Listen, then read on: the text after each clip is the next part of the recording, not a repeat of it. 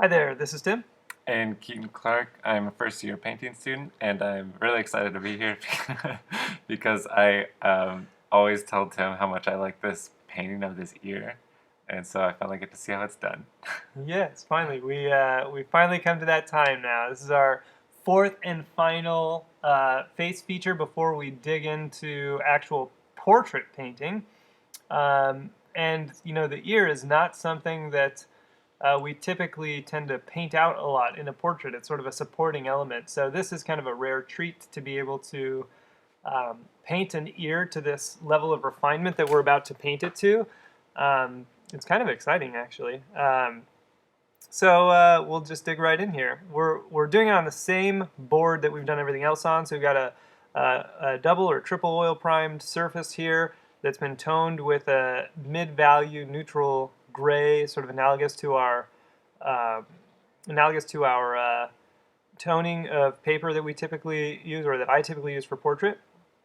And I'm trying to lead right in with some burnt sienna ultramarine blue mixtures to map out a shadow map of the ear. No preliminary drawing here, so this is kind of just how the nose was blocked in, actually. And part of the reason I'm doing that is because I can identify pretty clearly a significant solid shape representing the inside shadow shape of the ear. Um, and I'm just leading with that as though it's a no-tan drawing, and then just a few scheme lines for the lines of the ear, and then I'll jump into the actual color blocking. Note that I did start it with a box, so I'm still keeping that box idea in mind from the drawing ear. I want to make sure my proportions are really accurate. This will help ensure that the tilts and leans of the ear are correct, so it looks as though it's sitting on the head correctly, leaned back at that angle that an ear should be leaned at. Um, I'm sitting about, my canvas is about 5 or 6 feet away from the model, so we're a little further than that. I don't think I'll need to use binoculars for this painting. I should be able to use my knowledge and understanding to guide a lot of this painting here. So we've got a far shot right now of the model, then we're going to, after this drawing, we're going to zoom in and get a closer shot of the model, I'm sorry, of the canvas here. And we'll render it out at that closer, tighter angle. Digging in here with the paper towel to pull out some of the lights of the ear. Again, this canvas is pretty easy to work with because it's oil primed, so I can really develop my lights before I get into the actual color here.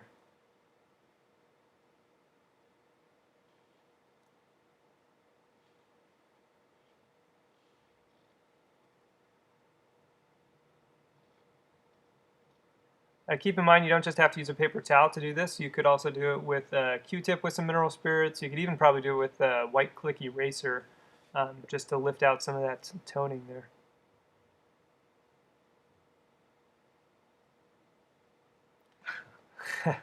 Blocking the camera just a little bit, but luckily that won't happen for long.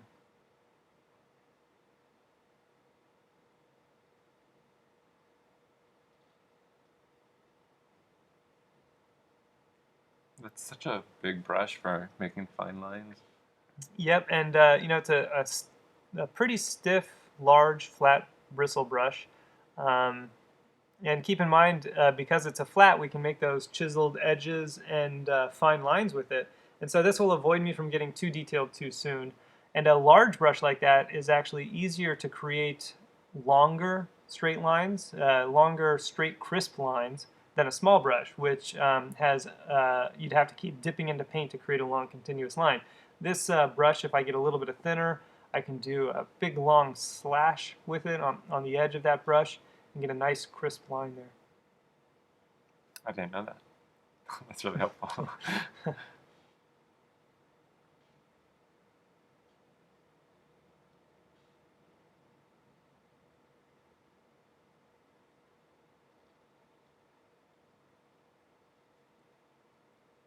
It'll also really help to force me to think about just bigger, broader shapes of this no-tan here. Just sort of walking around the form, making sure that my widths and heights are correct.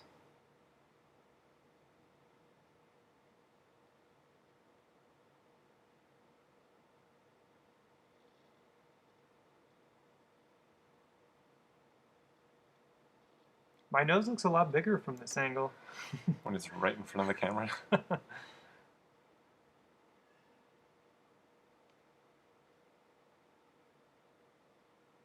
actually relaying in some value, deciding that I didn't like it quite as light as I had made that lobe.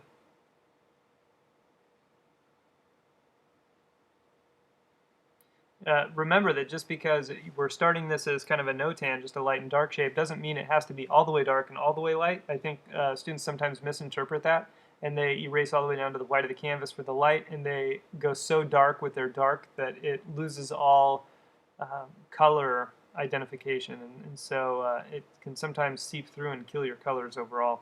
So I am trying to lock into the actual values here, even though I started with the no-tan. I want to start with the overall sort of average of the darks, overall average of the lights, and then start to add in some variety within that. And again, just like with the nose, this didn't really take too long.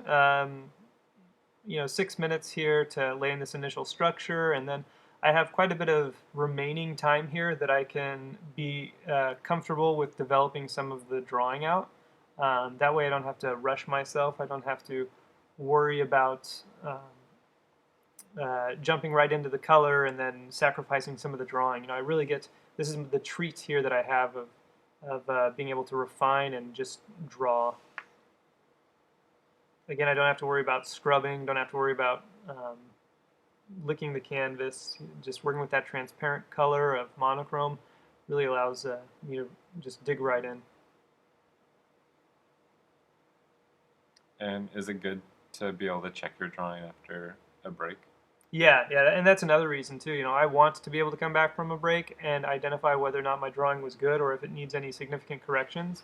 And so having that break, I think, at least for me, it's pretty paramount in being able to come back and identify my errors, distancing myself from that canvas more.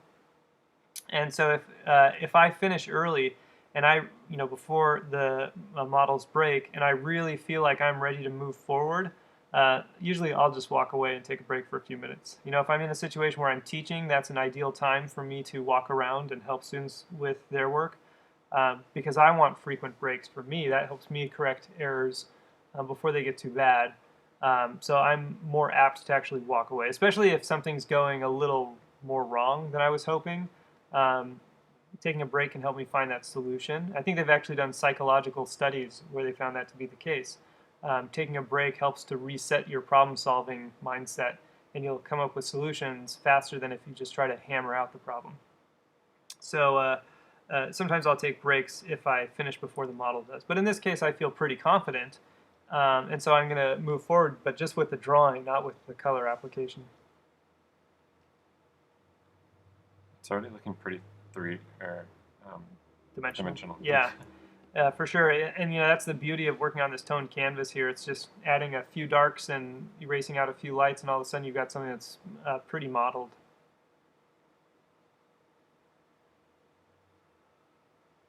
It's kind of nice to have this far shot here as I'm building up this drawing, because we can look at the features we've done already, and you can see how much they're simplifying into lights and darks pretty clearly from back here. All that information that we built up and modeled over the course of hours really simplifies to a strong structure.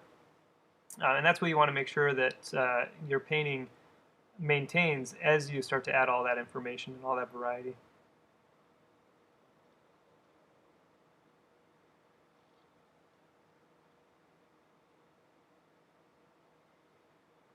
I think right now the exposure setting on the painting in general is just a little bit high. So everything's just a little lighter than it actually turns out to be, and that gets adjusted a little later on. We're also picking up a little more glare than we typically do. I do have the a pretty intense spotlight on the model, and then also I think a little bit of some of the windows are open as well. That's where we're picking up some of the purpley pinks from the model. It's actually from our north light window coming in. But that's producing just a little bit of glare on my canvas.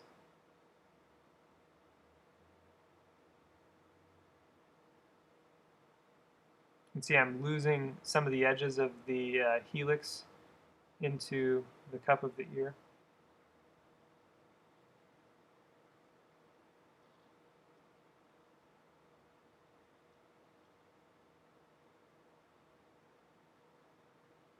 any drawing I do in the painting here, like preliminary drawing like this, it's all with actually an impressionistic mindset. Even though I'm using anatomical understanding um, to guide my choices, it's still on this foundation of impressionism, the impressionism of light and dark and where edges are lost and found. And then anatomy is built on top of that. And so I want to make sure I don't jump into anatomy too soon.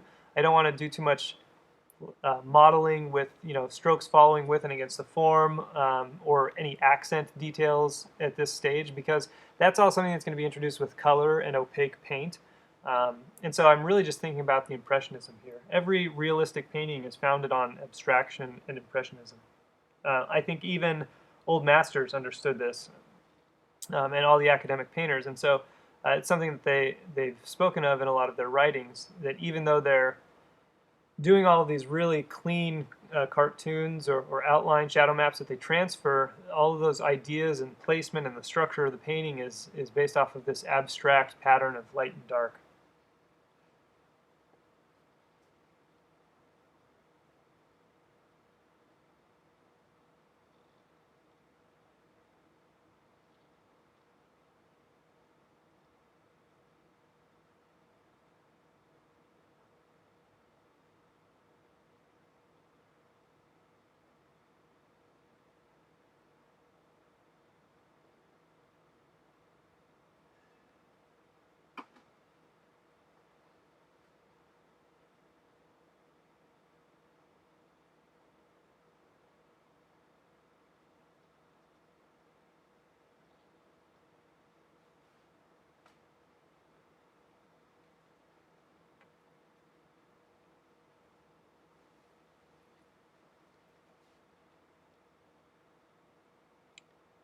Turning the canvas there helped a little bit with some of that glare.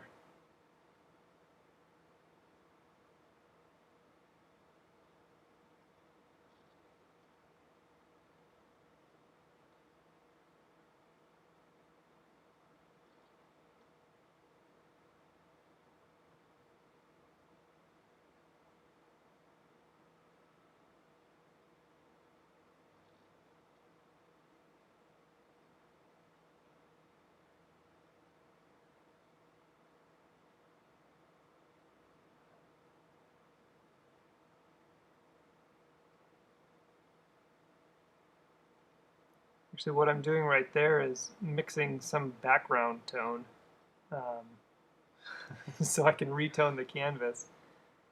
Do you just have more time during this sitting or something? Or did you need to cut into the shape? I did have a little more time for that sitting, so now I no longer needed to keep pushing the drawing any further, so I was just able to relax a bit. I think she actually did go on break because it was just me and I think one other person painting her at that point. And so we were able to give her a break. And actually for this video, and this is one of the few videos, we have this, and then I think we saw one last term with the painting of the arm.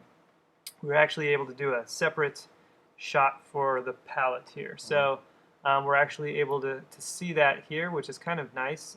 It's probably not hugely necessary because the last few paintings we saw, we're all using the palette for all of those, and so we got to see a lot of the color mixing, and nothing new really is going to happen here. The same system of coloring is being utilized.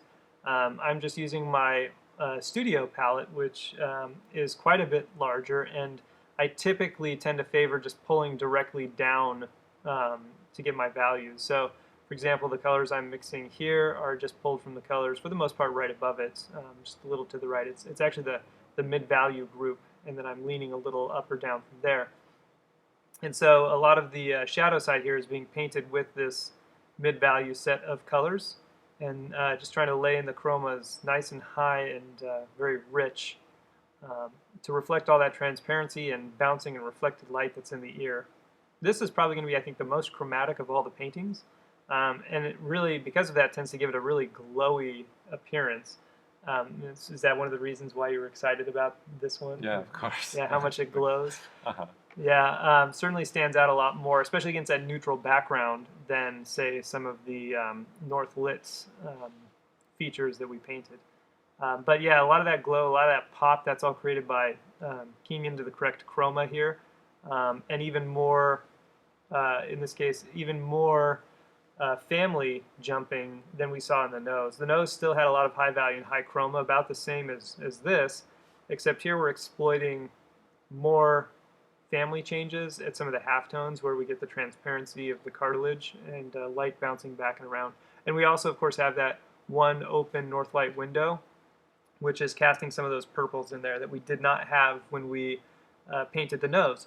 When we painted the nose, we had one lamp, one incandescent lamp on the model, which pretty much flooded it to be heavily orange. And then here, we're getting multiple light sources in a small area, which is creating a lot of foiling of the families and foiling of color temperatures. That's what's producing all this pop and all this glow.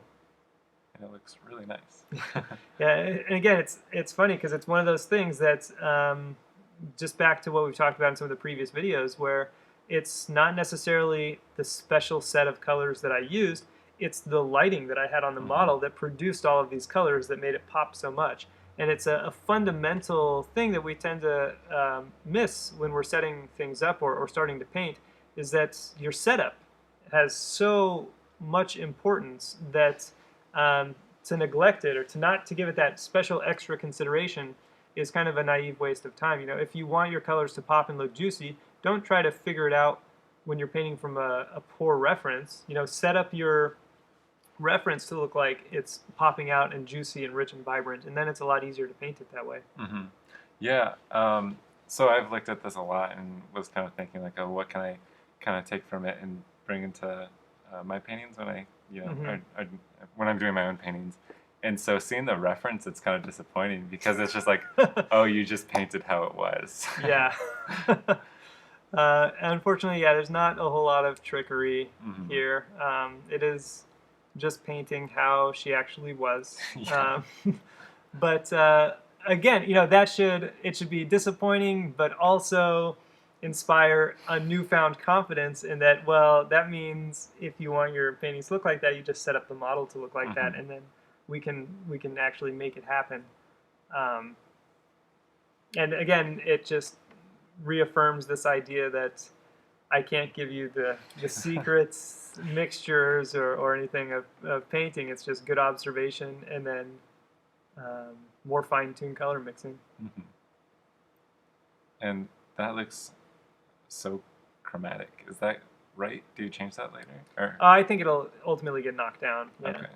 I am trying to go pretty strongly chromatic here, as opposed to anything I've done before. You know, I'm picking up on a lot of chroma in the model, and there's so much chroma in there that I think it would be easier to start with higher chroma and knock it down than to go the other way around, at least to get the paint application that I build up here, which ultimately ends up being pretty smooth with just some areas of color really spliced in there to create some of the textures of the highlights. So I am kind of thinking about that. You know, leaning one way or another too much in your paintings, you know, either starting really low chroma and building color in, or starting really high chroma and building, knocking it down afterwards. If you always do too much of one, you may end up with sort of artificial stylization of the chroma of your paintings.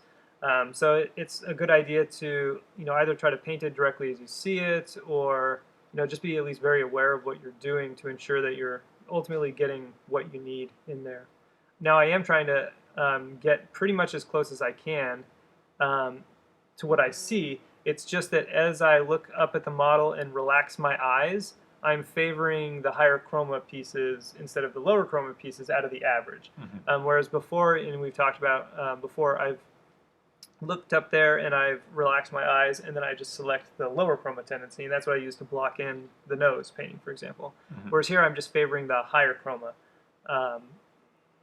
tendency, and then going for a more full-on color block-in. You know, not necessarily a thinned out Bosch, but a full color block-in.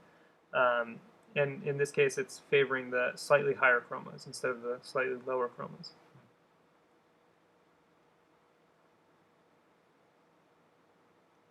Here again, making a large mark with hard edges just with a brush on its side. I'm using some of the rosemary brushes again here. And this is actually, I think, some of the combers that I'm laying in with here, and a little bit of medium. And we can tell the medium, I'm dipping into it on the right there. Might be just a little bit of oil, actually. But it is making the paint a little more transparent there, and I'll go a little thicker over it in some areas.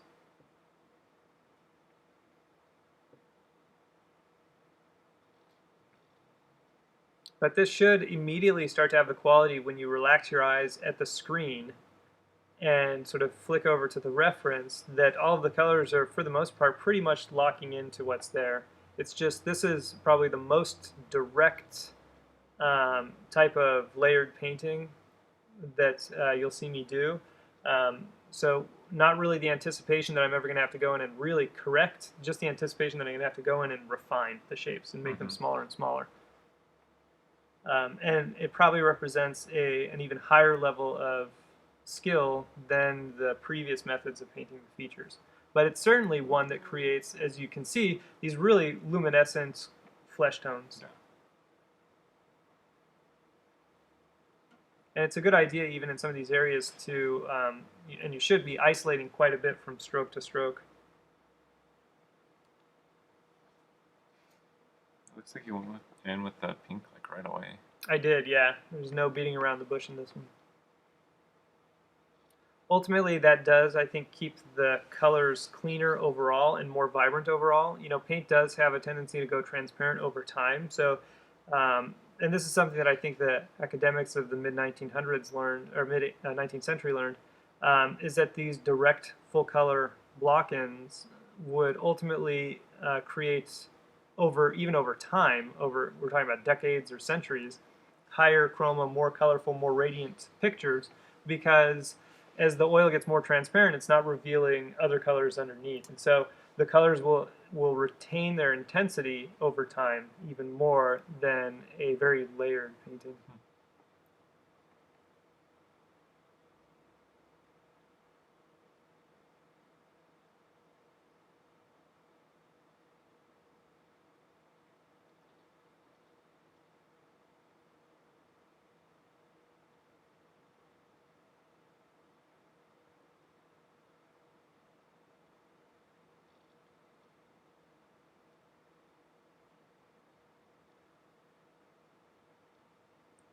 The paint thickness that I'm laying this down with is going to demand that I have a little bit more accuracy also. It's not going to be as easy to paint over it when I'm going in as thick as I am now. I mean, we can really see brush strokes in here. And they're not brush strokes created by transparency, they're brush strokes created by the thickness of the paint. And a little oil, you said? Yeah, in some instances I'm doing a little bit of oil, but I'm still, you can see that I'm really laying it in there pretty thickly. Mm-hmm.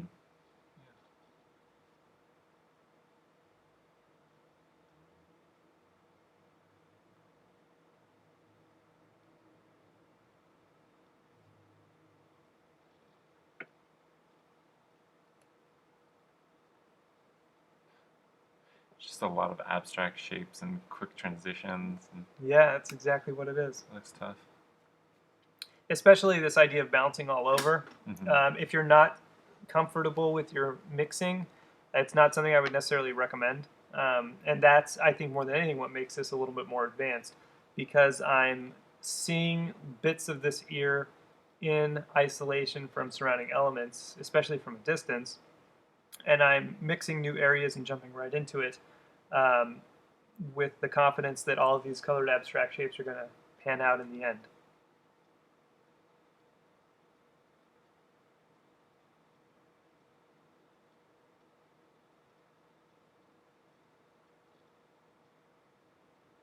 There's a shape correction that I needed to make, and so I favored paint removal as opposed to adding paint at this early stage. Because this paint I'm laying on is so thick, I would not want to layer it up too much with inaccurate color. Or with just not carefully mixed color.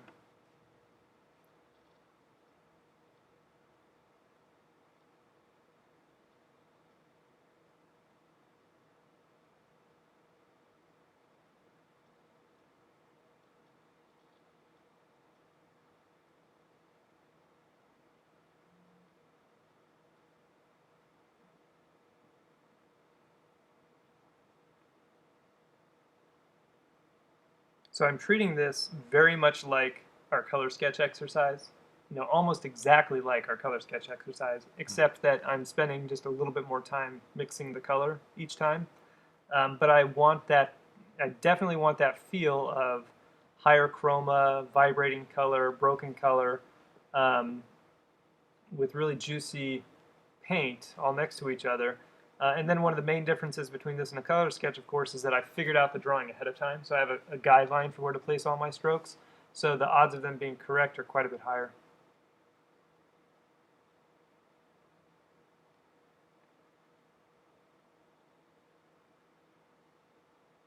Yeah, you're really going all over the place with this one.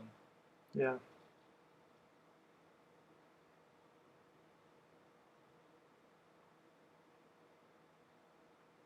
So if this is a style or approach that appeals to you, my strongest recommendation would be, again, the color sketches every day.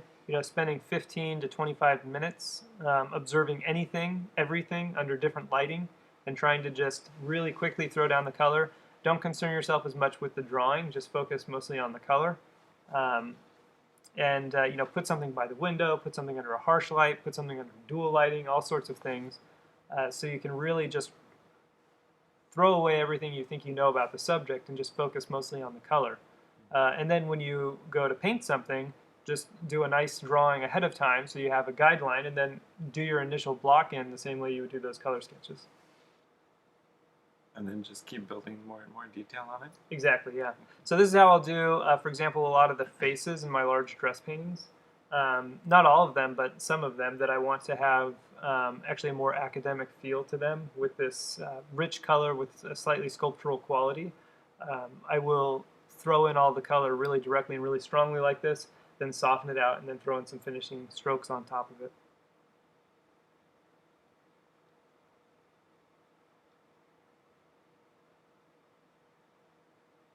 We do have one of the um, dress paintings filmed for this bundle. It ends up being the final figure painting, 7-session figure painting. Unfortunately, that's not how I paint the face in that painting.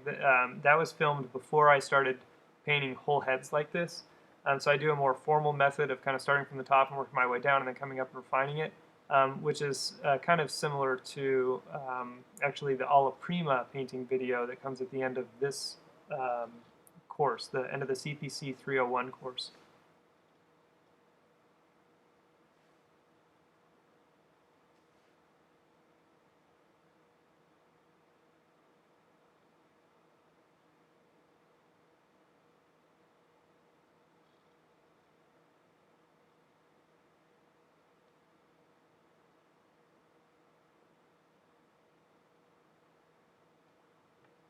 Notice how I'm not thrown off or freaking out by the fact that there's so much undertones sparkling through and there's so many hard edges in there.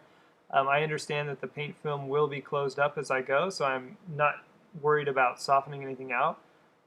That softening would be like licking the canvas, and it would totally destroy all the color that I'm laying in right now.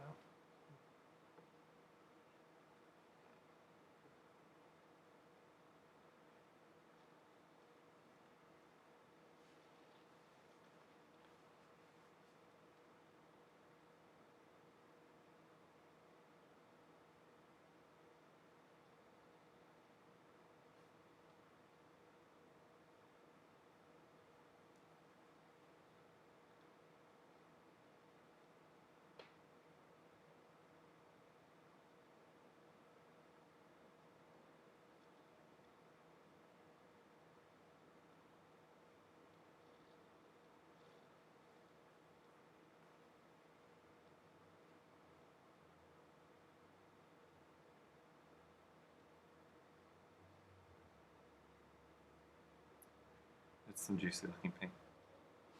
Yep, pretty thick, pretty direct. Notice I'm really trying to keep the white out of my darks. That'll keep all my chromas nice and rich, help things glow quite a bit more. And again, part of that juiciness comes in from not softening anything out. The second I soften this out, it won't look juicy anymore.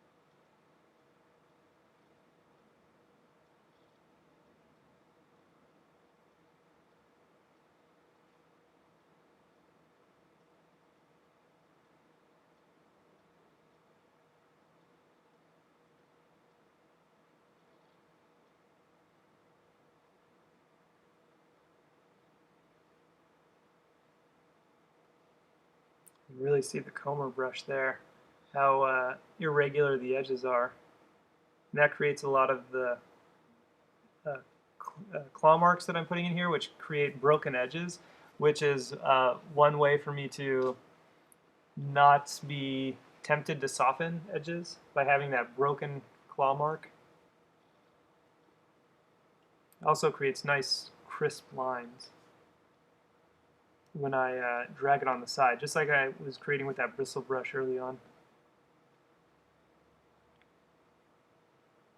How do you get in the habit of using the side of the brush? Is it just something that you need, so then you start doing it? Because I can just never remember to, and I don't see a lot of other people. Oh, really? You know, when I first painted with Jeremy Lipking, I saw him do it to draw lines on the canvas, and so I think I just naturally did it all the time after that.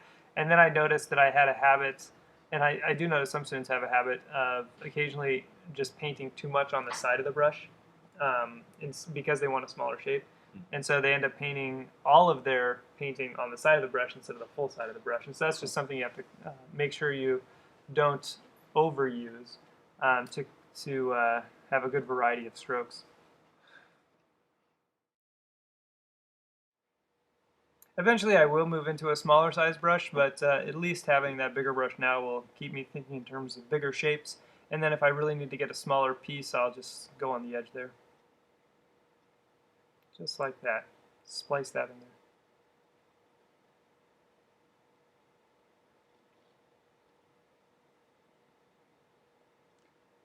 Large brushes like this have a wonderful effect of kind of forcing you to do simplified brush strokes, but don't force you to, but also make sure you still have to mix and observe. So just because it's simple doesn't mean it's less accurate, and that's something that I think a lot of students skip over. Like, oh, I'm doing a block in, or I'm just simplifying this, means I don't have to be as precise. But you really want to get that out of your head. Just because it's simple, just because it's a block in, just because it's an initial layer, doesn't mean it should be less precise. You should be spending just as much time trying to get the accurate color as you would for some of those top layers. And you know, the longer you spend, the closer you get, the less work you're ultimately going to have to do later on. You know, and that's a mindset that you should be carrying over from drawing. When we started a drawing, you know, just because it was a simplified scheme or simplified notan didn't mean that we were less accurate with it. It just meant that we were you know, trying to capture the overall quality of it with fewer lines.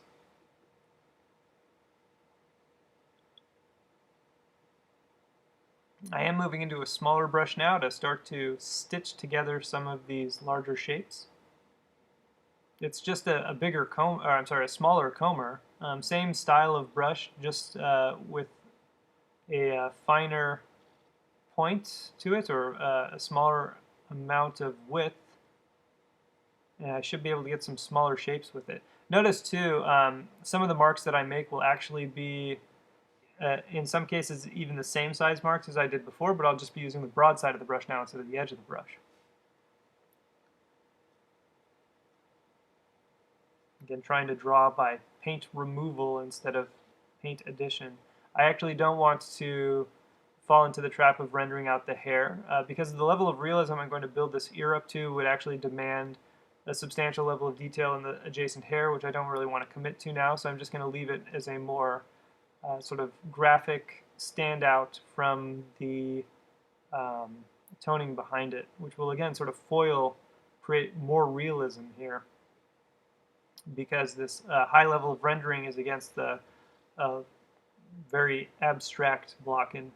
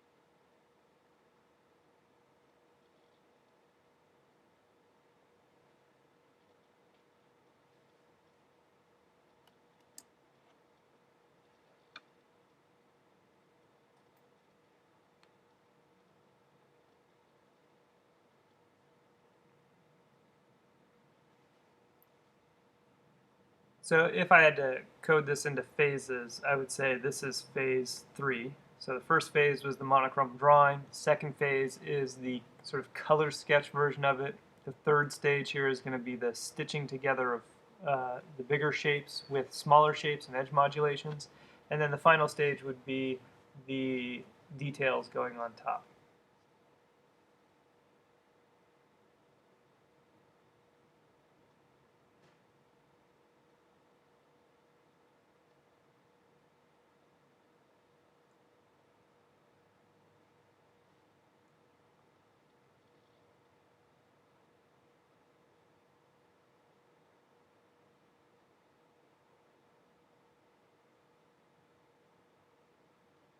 I think it is nice to sort of have an idea in your mind or categorize the different stages of a painting like this, even though those stages don't really have as much of a relevance on how well something turns out. Really, the reason it exhibits the qualities that people are drawn to and that, for example, you probably like about this ear have nothing to do with the stages that I built this up in, but have more to do with, again, the correct observation of shape, value, edge, and color in all of its chroma, um, as opposed to which step I did which in. You know, we could make something that is this dramatic in its realism and in its chroma and intensity if we had done a true window shading approach of starting at the top and then just worked our way down. As well as with building it up in different stages and different layers. It's sort of an incidental thing that's how I built it up on this occasion. That doesn't really have necessarily the impact on why it looks the way it does. So that's an important consideration to make. Again, it sort of fits back into our whole idea where watching the process of somebody doesn't necessarily create that painting. It's just correct observation and really how you're setting up your subject here and what light you're using. But it is nice to have just for clarification of one's working process. It ensures that somebody is building it up into the correct direction and working towards a specific goal. I've noticed even in the last 3 or 4 weeks here at the atelier where students' work has been stronger because at the beginning of the day, I will go up to the student and I'll say, okay, now what's your plan on how you're going to handle this? And the student, for the most part, is able to articulate exactly what they're intending to do. And the students that can articulate their plan more specifically tend to have stronger results that are a higher level quality and a higher level of realism than those students whose goals or processes are more abstract or less clearly defined. For example, if someone says, oh, well, I just plan on painting this in and making it look like the model. Well, they typically have a really low success rate, whereas someone who says, okay, well, I'm working on the block in now, and after that I'm going to start to render right here and coax that out before I address the shadow areas, and then I'm only going to build the shadow areas up to this far before I move on to this next section. Those really specific plans tend to yield higher level results. And now more, in the last few weeks, more so than any other time I've been teaching, have students been able to articulate to me a precise working process that they intend to do. And as a result, I think the overall quality that I've seen in the last few weeks of the term here have been exceptionally high compared to anything before. And I think there is a direct correlation between a student having a direct plan in their mind, knowing what they intend to do and having results that pan out more successfully. And I have found that interesting to see that development recently. Before, when I would ask students what their plan was to paint it, they would have little to no plan knowledge, little to no understanding of what they were hoping to do, just that they were hoping to paint it correctly or paint it well. And even though that is our ultimate goal, there needs to be something in between starting a painting and having it turn out great. There has to be some plan in there to help facilitate that effect. And so the more you can articulate it, the more successful you'll be. I found that early on with myself. I found that to be one of the best parts about teaching, was that teaching forces you to articulate a plan. And then if you have a plan, you're more easily able to identify when you're deviating from that plan and where it's causing negative impact on the quality of your painting. And thus you can catch yourself and force yourself back towards the plan. So just having that plan in general, especially for those of you working at home who don't have an instructor near you to sort of force you back onto the path, having a plan that you've maybe written out ahead of time will really keep you in check. Starting to push that color and value range even further to exploit the full color and value of my subject here. It's coming together pretty quick. It seems like the last thing you have to do is just kind of fill the rest in. Do some smaller shapes. Yeah, that's a nice simplified version of what's there. It's kind of like, first draw in the shadow map and then you just paint in all the color there, which is true, and it's an intense simplification, but that does describe sort of what I'm doing here. I started with a shadow map and then I put in just the major color spots, and now I'm stitching those color spots together and then adding some of the finishing value ranges and chroma ranges to push it further, and then after that I'll soften it out and add detail. So it's pretty straightforward. Again, it's right back to that whole, it's simple. I'm not doing anything here that's magical or complex. Everything's pretty logical in the way it's built up. Logical and also, pretty historical into its approach, just working the overall structure of, actually the structure of the impressionism, the structure of the abstraction in all those color spots, and then stitching them together to make something more anatomically structural.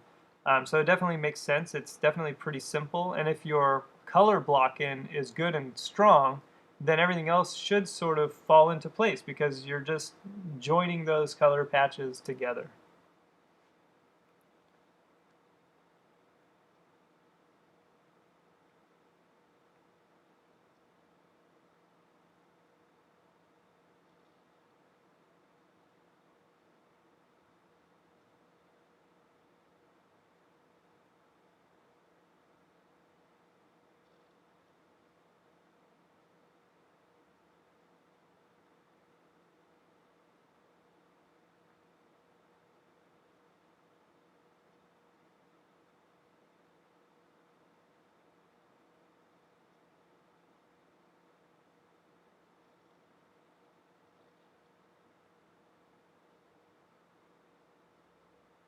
I think it's interesting when we have this smaller picture-in-picture shot of the camera versus when we had a really large, comparatively, palette next to the ear, or the features that we filmed before. In those other features, like the nose and even the other, like the eye and stuff that we filmed, when we had that palette right next to it, you could see all of the variation, really subtle variations inside the little color pieces that I was mixing.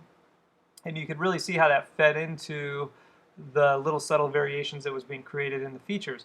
Whereas now we're seeing a pretty large, a comparatively huge palette that's been shrunk down. So when I'm mixing these larger puddles, which are the same size as the puddles that we saw in the previous videos, when we see them from this far back, shrunk down, it looks like there's almost no variation in there. And that just shows you that overall, all of those colors are simplifying to a general color, even though I'm creating huge amounts of variation within them. And this is what your little palette, or your palette, that up close has all that variation, should look like when you step back 5 or 10 feet. Even though you're building up tons of little variation inside the color mixtures and the puddles, overall, they have to simplify to the overall local color of the area. And one of the nice things about having your palette stationed up by your painting and then stepping back from your palette is that you can ensure that when you step back from the palette, these big puddles are simplifying to the colors that you see on the model. And then up close, you just see how much variation you can load in there while it still simplifies accurately from a distance. So, unfortunately, here with this palette shot, you're really just seeing the generalized color that everything is simplifying to. But, if we combine that with what we saw from the previous videos up close, you should be able to sort of piece together what your palette should be looking like, both up close and at a distance, to be successful, to create all the variation, but also not overmodel the color. I would not have thought of that. That up close, those puddles are exactly how they always are Right. when you're mixing them, which is kind of messy. Like I was saying, I'd be scared to mix into one of those puddles. But Yeah, because there's so much craziness in Right. there. Yeah. Hmm. But overall, they do simplify to that color key.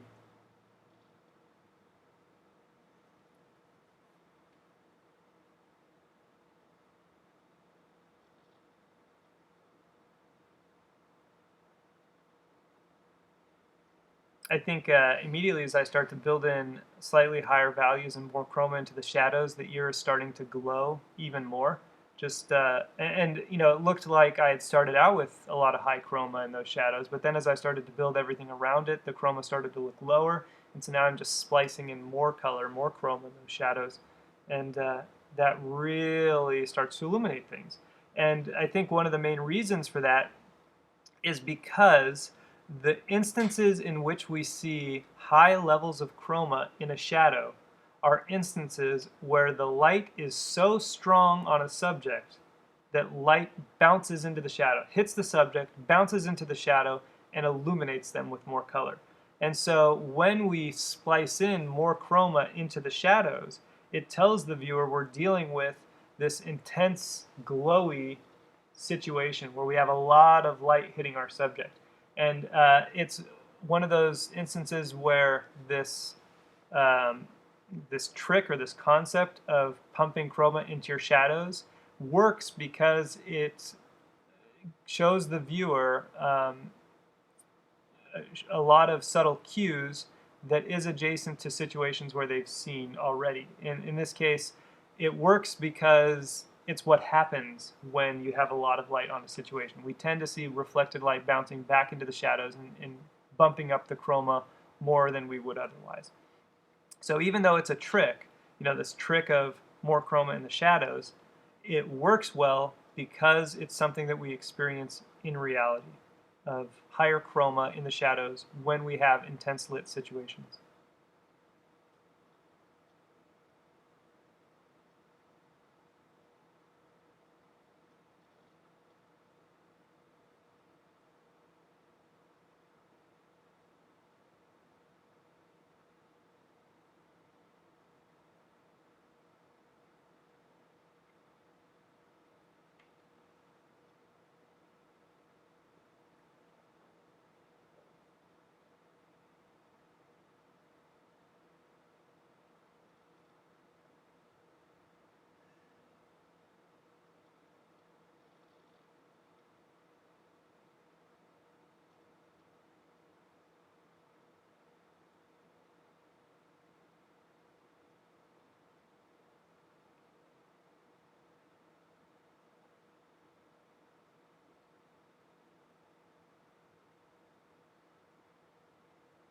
This is an interesting concept that you can play around with on your own by just switching up the lighting condition on one subject.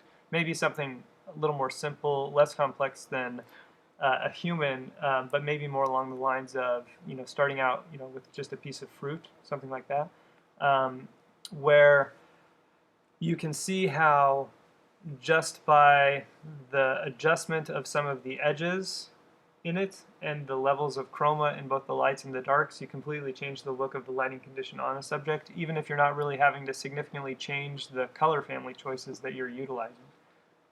That's why working from a cast can really give you an understanding of creating this light and this luminosity. If we put an incandescent lamp on a white cast, we would see a strong incandescent lamp on a white cast, we would see a lot of the situation that we're seeing here, a lot of the color and color bouncing that we might encounter here. But also on pieces of fruit, it's good to practice on those. You can definitely see some of those color changes. Work it with a natural light like we saw with the ear and with the mouth, or I'm sorry, with the eye and with the mouth. And then maybe an intense white light, and then maybe an intense yellow light. We see lots of different color effects. Do a more diffused yellow light. That'll be more like candlelight. It'll produce a different set of edge qualities, different set of chroma qualities. And each of those come together. The set of edges, the edge hierarchy, the set of chroma that we have in the light versus the dark, you know, all of that influences our understanding of the light on a subject as well as the surrounding light in a room, for example. If we end up lowering a lot of the chroma in the shadows, for example, or lowering the values in the shadows, it tends to look like there's a more diffuse light on the subject, or it will tend to look like the room is maybe vast in such a way that there's no reflected light bouncing back in there. Whereas if we really light up the shadows, it tends to look like a room that is smaller, has more bouncing light, or a light that is so strong and so intense that light is able to hit farther walls and bounce back in and illuminate things up. So you can really give the viewer a sense of the room, a sense of the light on the subject, all just by how you're manipulating the edges and manipulating the chromas on your subject.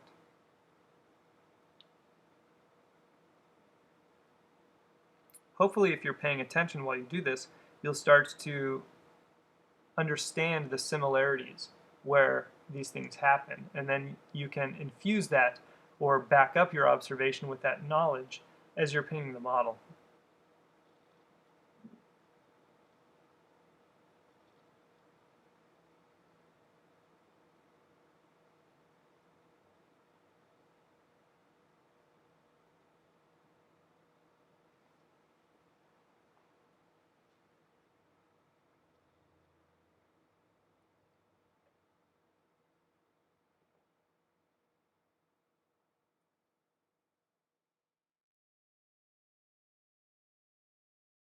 It's interesting to point out that at this stage, the ear, if you back up across the room, looks about the same as it does in the final image. It's pretty much already there. This is a good point to be at. We kind of reached this point with some of the other features about an hour in also. This one came together a little faster since I tried to go directly in with the right colors and the right spots. So from here on out, it's going to be just little bits of adjustments to coax it into its final little push here. But again, this is a great stage to be at about an hour in, 3 sessions in with the model. And it gets me to switch over into this refinement mode, no more real correction, just refinement and advancement of the painting.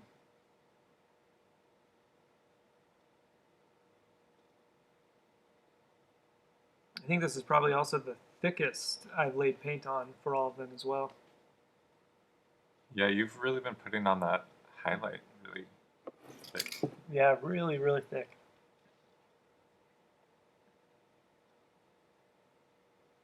And that's a tricky one too, because that's a little cast shadow onto the onto the ear, but it's not a super hard cast shadow because it gets broken up by some of the concave quality of the ear, and there's sort of a little double cast shadow in there.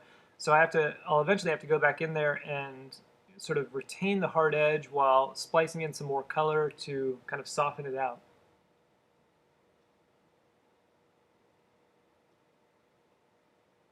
And see how I can get that little point with my comber there. Yeah, the comber's so nice.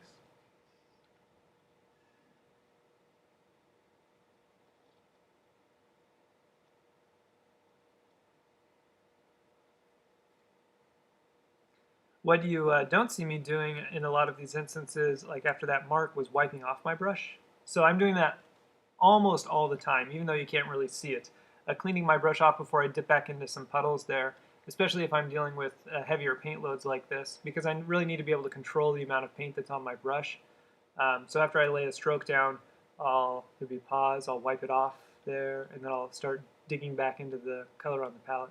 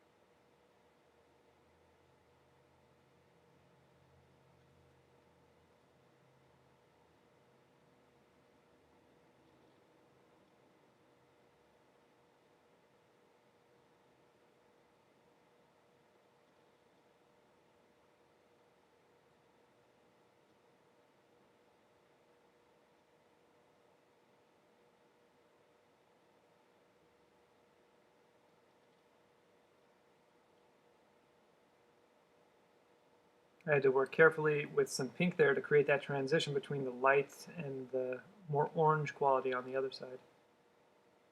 Again, just trying to get color information in there to create the transition. Still no softening of edges.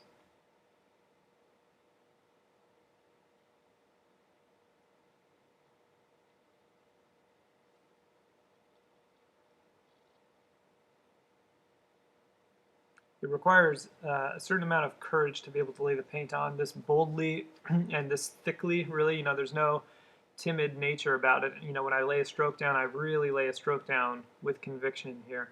Even if it ends up being a little bit wrong, um, it can be correctable, but if I go too light, too timid there, it might mix too much with my color underneath, and then I won't get as clean and rich and juicy of a color that I want.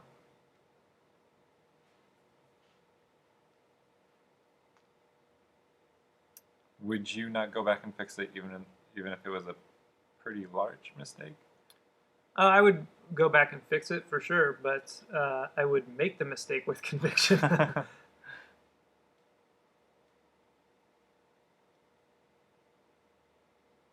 I've noticed that there's some painters that will have like kind of big drawing errors, but they'll go in with like really confident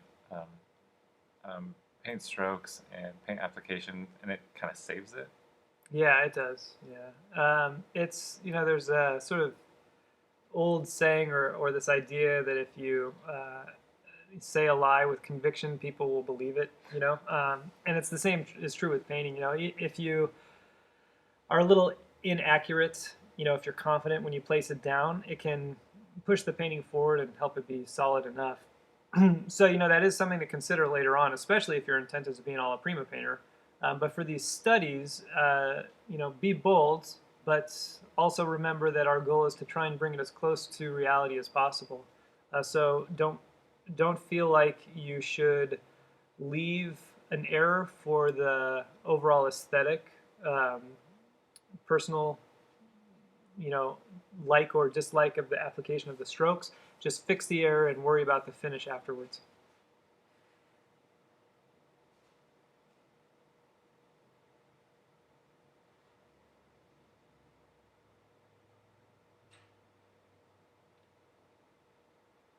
Dealing with a lot of high values in this ear, I think more so than any of the other features. So I need to make sure my light puddle stays extra clean here, uncontaminated by darks. Now, by clean, I don't mean that I'm keeping only to one family color. I might be, but there is still a lot of subtle shifting of red and yellow and blue there. But really, by clean, I mean sticking to the right value group.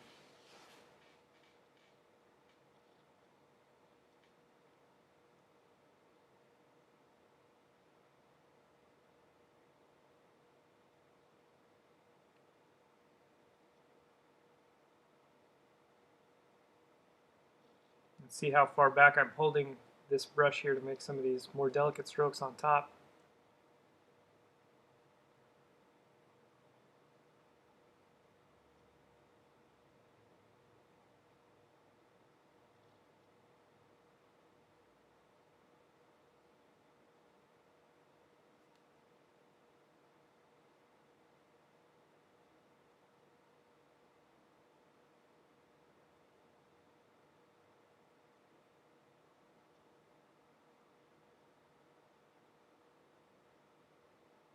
We have to remember that the lobe of the ear is uh, somewhat planular. You know, there's that kind of back edge to it where it gets flat and turns from the front plane, and we need to actually make sure we indicate that. I see it's sort of simplified quite a bit in people's paintings, where it looks so flat that the ear doesn't have as much shape. But when we're dealing with a portrait from the side, we certainly have to make sure we indicate that plane. Otherwise, the ear will look too flat or graphic on the model. Now, if we're painting a model from the front, obviously we won't see this plane, and so we can treat that ear shape as a little flatter from that little bit of lobe that we can see poking out from the hair. It's really interesting seeing an ear painted to a higher finish because usually it is a few brush strokes, it seems like, in a lot of alla primas. Yeah, for sure. And that's that's something interesting to point out. You know, because if you're going to be an alla prima painter, you'll need to practice some more simple ears than this. But just like with what we mentioned before, just because your ear might be simple in an alla prima painting doesn't mean it can be less accurate. An inaccurate ear in an alla prima painting, you know, painted with a few strokes, can be very, very distracting from the overall painting. You know, it can be alarming in how bad it looks. And I think Cesar Santos said it well in one of his videos where he said that, you know, if you don't want someone to notice something like an ear, you need to paint it well. Even if it, you know, it's not modeled out a whole lot, but in alla prima paintings, it should be simple yet precise, and not just haphazardly thrown in at the end without consideration.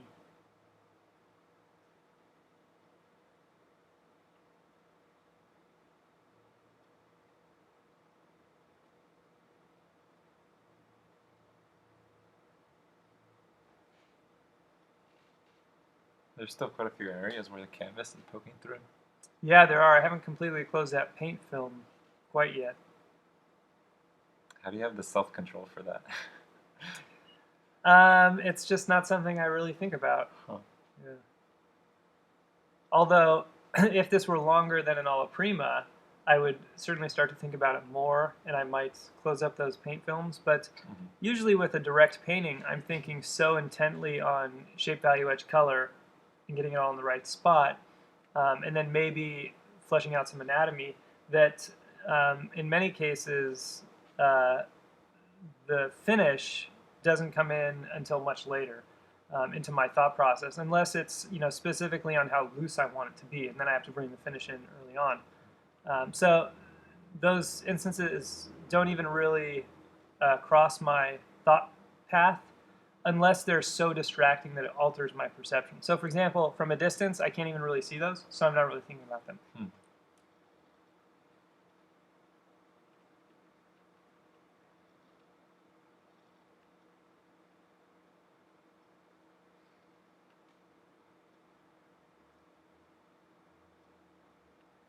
I think this year is another great example too of our tossing away the color temperature rules, because the light we have on here is, well, I'm not sure how to describe it. It's kind of whitish, kind of warmish, slightly warmish white light. I guess it is fairly warm, but the shadows we have are also fairly warm because of all that light bouncing around in there. And if I painted those shadows cool, it certainly wouldn't have glowed in the same way. Yeah. It seems like the only thing that's cool is the highlights. Yeah, the little pinkish purple highlights. Yeah.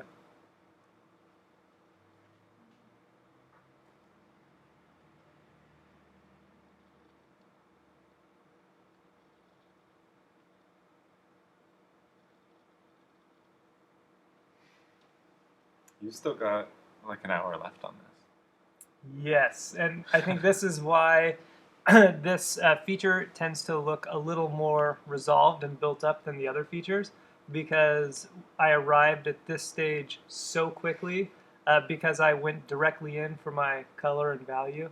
Um, so I just have a lot more time in general to contemplate the finish and build up some of those subtleties that I didn't necessarily have in some of the other um, other paintings here. It's weird how this one came to be because it was, you know, at one point just a bunch of strokes with a lot of canvas showing through, Mhm. and then it was an ear. It was new, yeah. Yeah, it's certainly. I think this method takes a little bit more of a leap of faith than some of the other approaches, which is why it's a little more of an advanced approach, I think. Whereas the other methods we've looked at have been a little more of the slow and steady, and this makes sense to jump from here to here to here. Whereas this was kind of a direct placement and then things stitched together, and then that's it.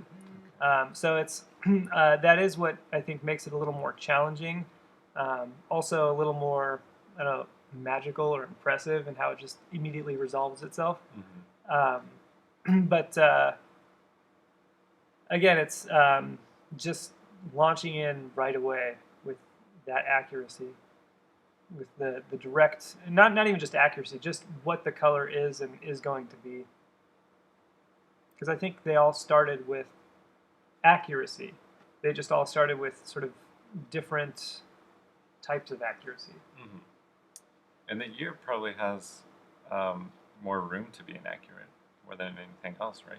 Right, and I think that's you mean as far as like the shapes, even, Right. yeah. Yeah. And that's probably one of my reasons why I was willing to jump right more into color here than with some of the other ones, because if it's off a little bit, your lobe's a little off in shape, or your helix is not quite as square as it could have been, or something. It's not the end of the world. Mm-hmm. It'll still look good.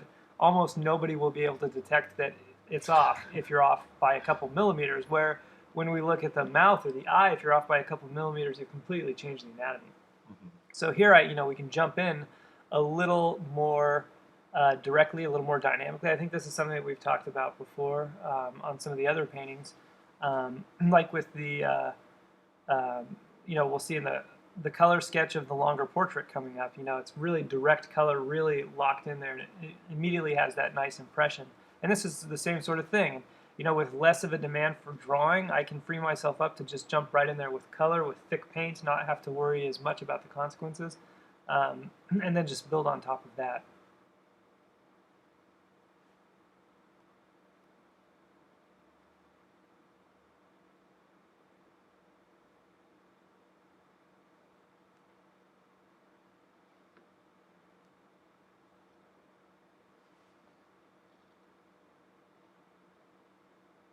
But this is definitely a stage where a lot of students will get to and they'll just not know what else to do.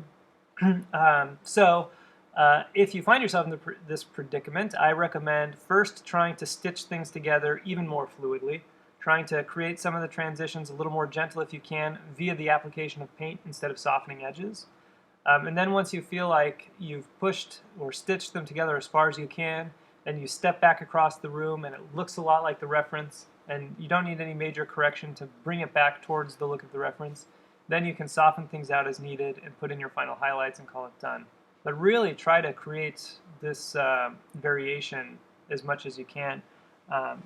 Starting with those bolder color spots that we stuck in there, it creates much larger jumps in color than if we were to start with one area and move out. We have a tendency to stick to a key more so if we start from one area and resolve it as we go, whereas jumping all over tends to promote more intense dynamic color jumps. And so the trick here with something like this painting is to figure out what are the little tiny jumps in between those big jumps. And if you can accurately model those without upsetting the chroma of your color or jumping too much from one family to another.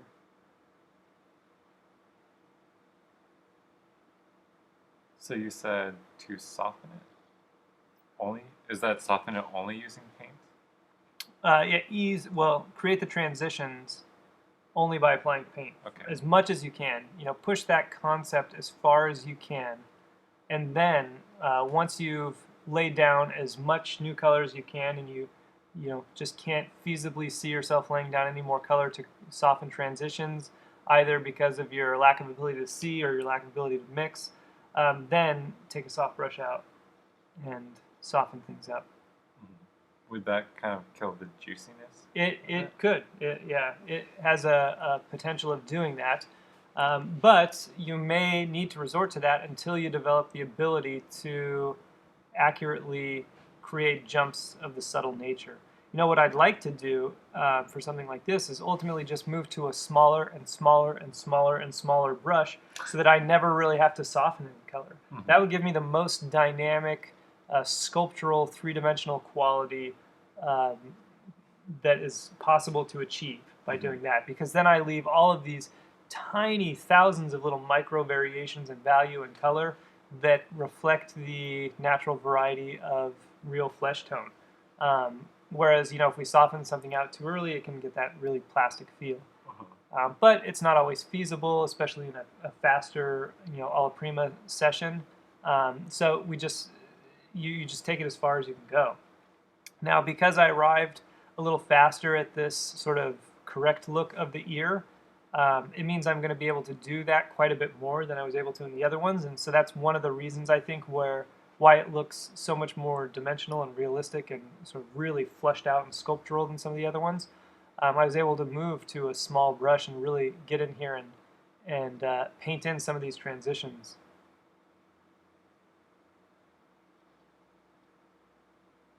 It's fun to kind of think of it as a game that you're playing with yourself, where you're trying to observe even a little more and a little more fine-tunedly and a little closer than you did the last time.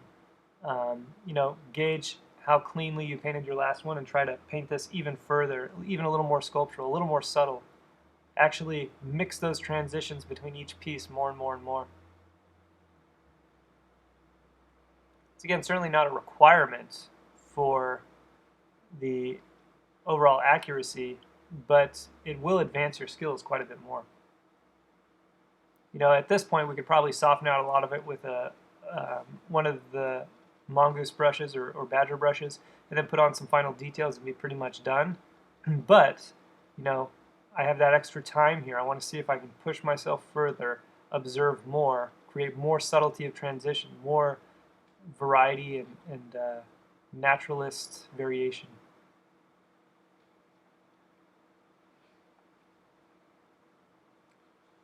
Do you have a reason for not painting in the piercing? I typically don't like to paint in piercings. Well, especially if they're just a hole. Yeah. If it was I think she came in with earrings, and I had to remove the earrings because I wanted to see the lobe more clearly. And I didn't really have a desire to paint the whole of the ear.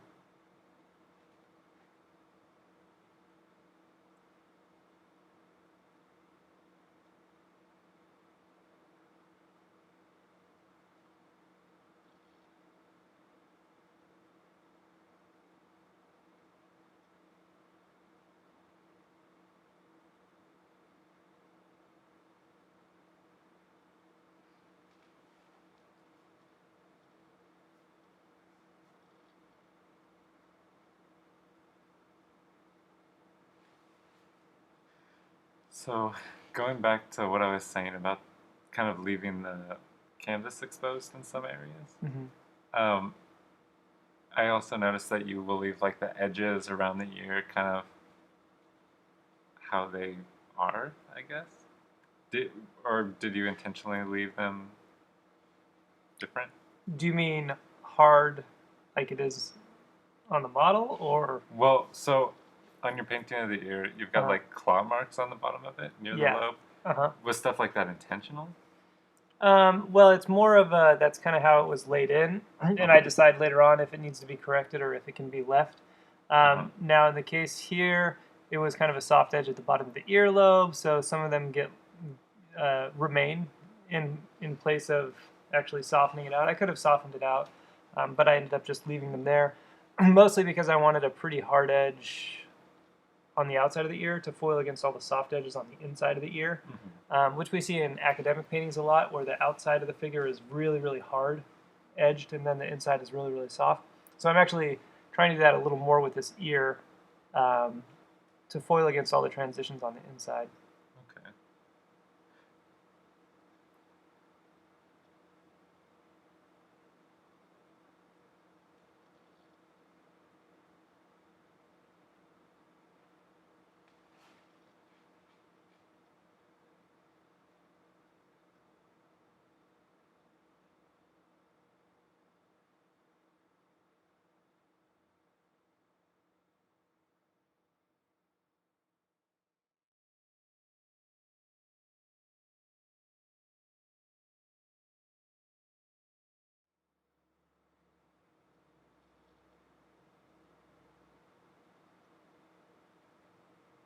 I do tend to make sure I dip into my oil a little bit for my darks so that they retain their richness and a little bit of transparency when they're laid on there. If you lay them on with pure paint sometimes without any oil or medium, then they can tend to flatten out, even over the course of just a little bit of setting up and drying while you're painting, and then your darks will look less rich. So I try to add a little oil or medium in when I paint those darks.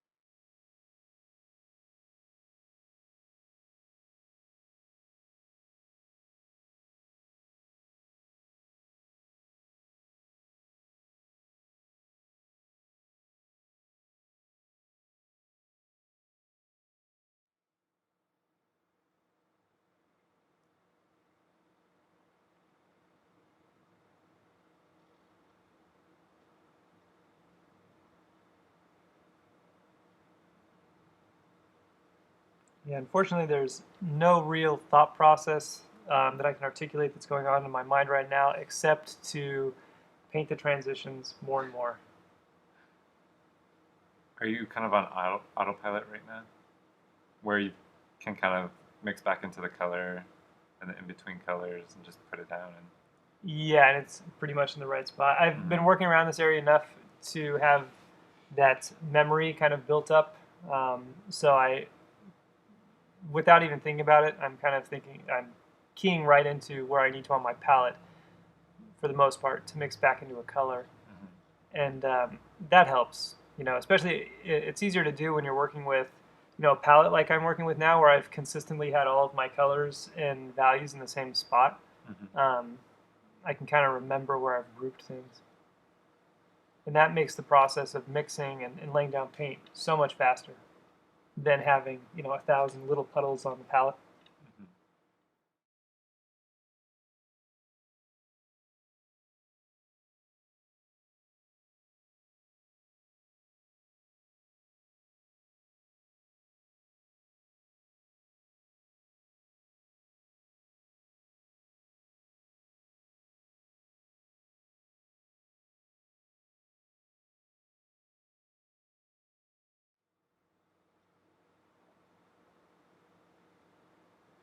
See how much blue I had to splice in there to really affect that change? Wasn't very timid there.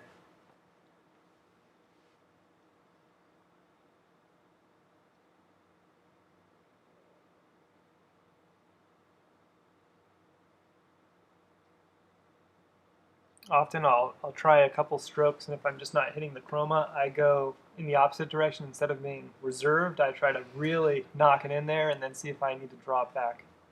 Especially, when I have so much paint on here, sometimes it can be difficult to affect a really significant color change. That just requires a much larger paint load.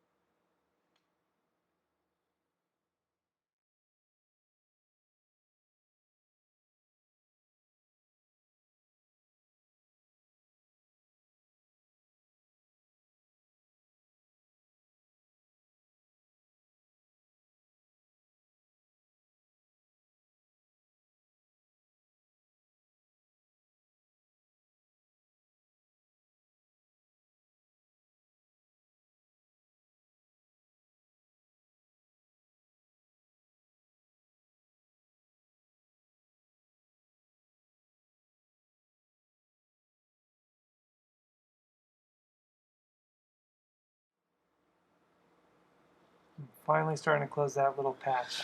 I'm looking at that one for a while. I think in the final painting, though, there is actually a little bit of that toning. You can kind of see it there, that still pokes through in the final painting. And it facilitates that sort of bluish haze right around the light, which helps it glow a little bit more. There is a small little bit of optical blue happening on the painting where we see that intense light next to the dark there. And it captures that using the tone of the painting without having to actually paint that blue in there. Um, and we'll actually see that coming up here in other areas of the painting as well.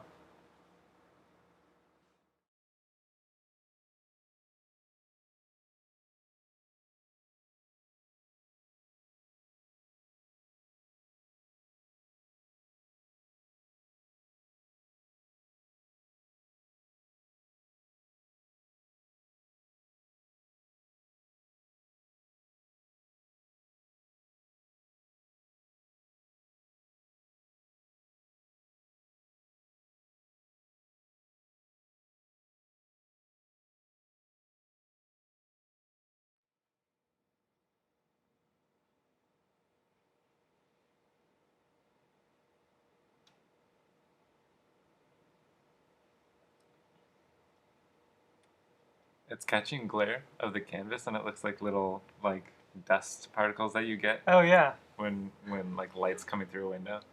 That's cool. Atmospheric. I'm pretty sure that will get knocked down as time goes on.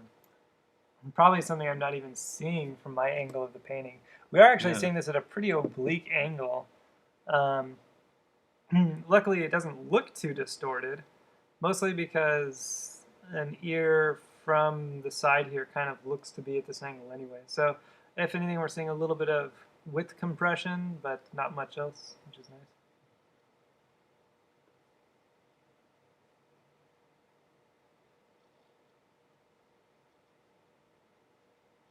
This ear, just to put it in context, is a little over life size. So it's actually bigger than any ears I've painted before.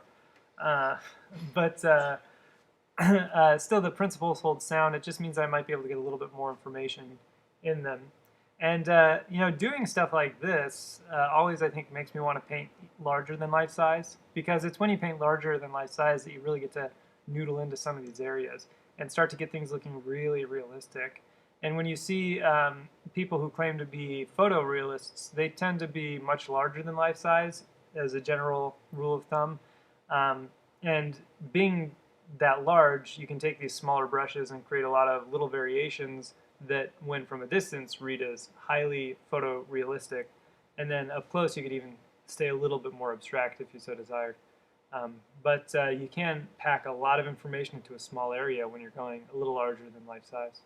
I don't think I initially intended in making it larger than life size consciously, and it's not much. It's maybe like 110 or 120% life size. It's just that's how the notan shape ended up working out after I did my box. It grew. I think it grew outside the box just a little bit into a slightly larger ear.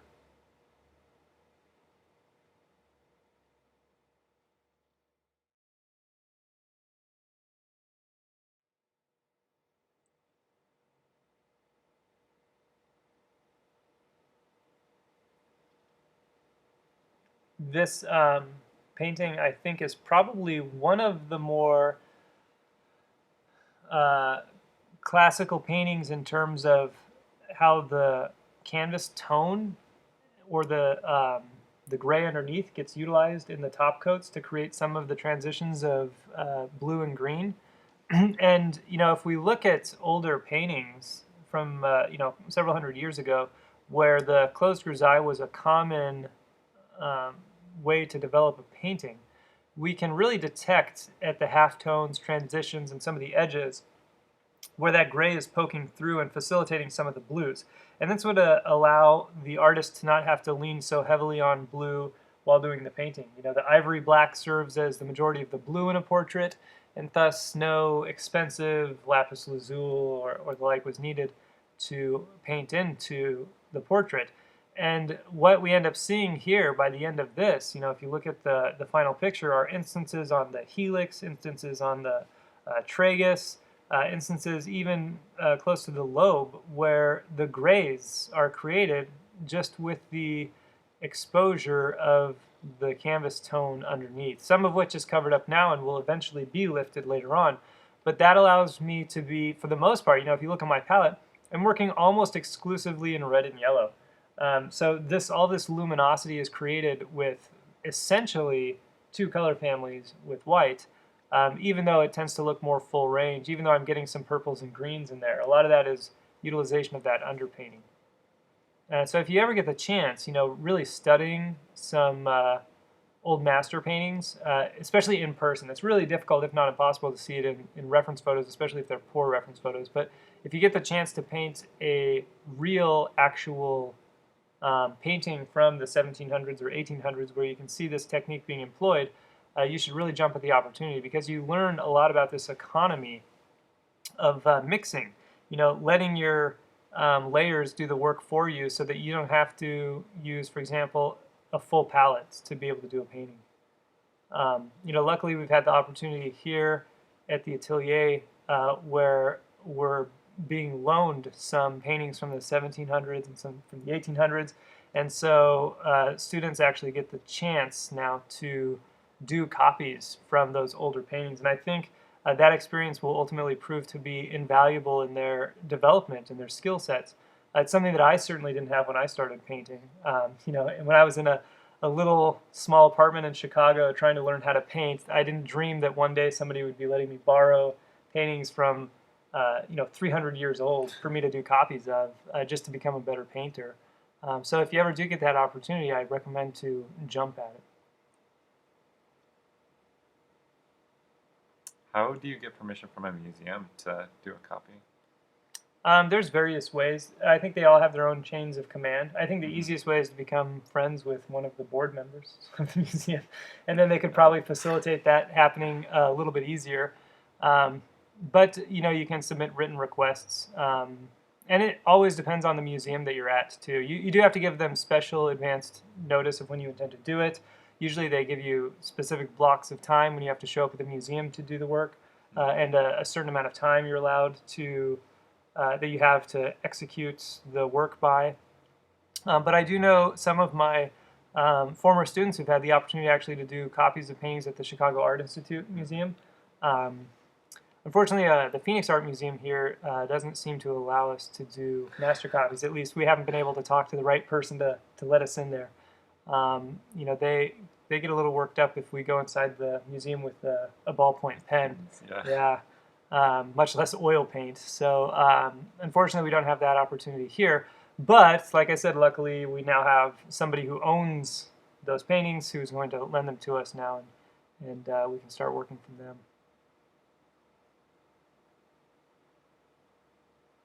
It's always impressive to me to see just the economy of work that goes into an older portrait or older painting.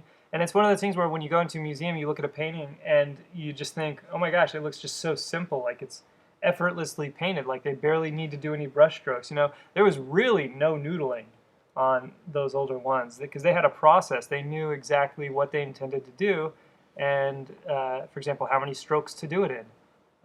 And so I think it's a really enlightening experience to see that.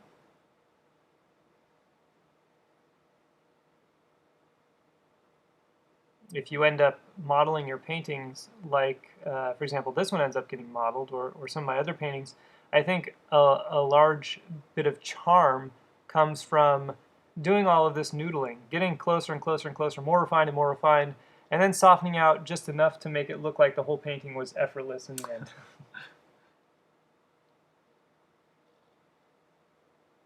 What is appealing about a painting looking effortless? Why is that something that most people commonly like? I think it adds to the magic charm, the magic factor of a painting. I think for most people, it's almost inconceivable to consider executing a painting of this high level of realism So to do that, but to do it in a way that seems effortless, as though your paint has just magically flown from the brush and landed in the right spot. I think there's a lot of just charm in that wonder that's difficult to otherwise achieve in this world when you're an adult. So interesting. I think painting is one of those few things where there's still magic involved. It's just so, and music is like this in a lot of ways too. But with painting, it almost doesn't seem possible when you sort of consider the mechanics of laying vegetable oil that has some ground up pigments into, laying it onto a piece of fabric and then making these amazing luminescent pictures. It's just, it doesn't really make a lot of sense if you think about it too much. All right, now we're getting into some softening here. Notice I'm not doing it with a completely smooth brush. I'm doing it with a brush that has a little bit of splay to it because I want to maintain some of that tiny little variation that I've built up. I don't want it to be plastic smooth. I just want it to have gentle transitions with broken edges. You're barely touching it. Yeah, barely touching it. Just the tiniest little tap.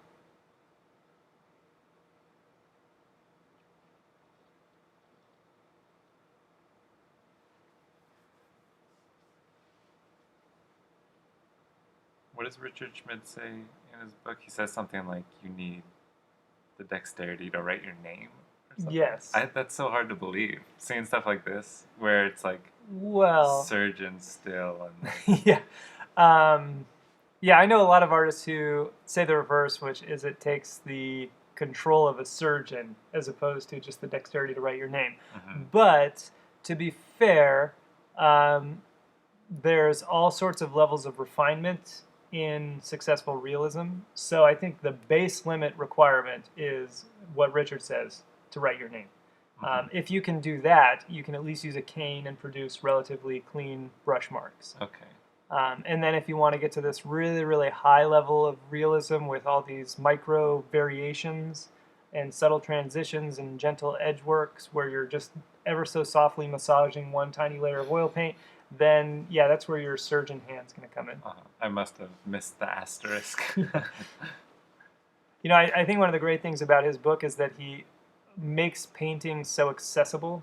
Certainly there are some areas where there may be a little bit of oversimplification in there as far as like how easy drawing is, for example. But I think it's a wonderful book that not only teaches a lot of great techniques, but also instills a lot of confidence that people don't have. I think what he's encountered is a lot of what I've encountered, where people just don't have the confidence to do the work. And, in a case of especially alla prima, confidence is half the battle. And if you don't have that, you've already shot yourself in the foot and you stand a little chance of being successful. And I think certainly his book helped me with having confidence. I already assumed that if a person could do a painting, I could do a painting. And then he basically came out and said, yeah, anybody can do a painting. You just squint down and paint the shape, value, and edge that you see, and bam, you have a painting.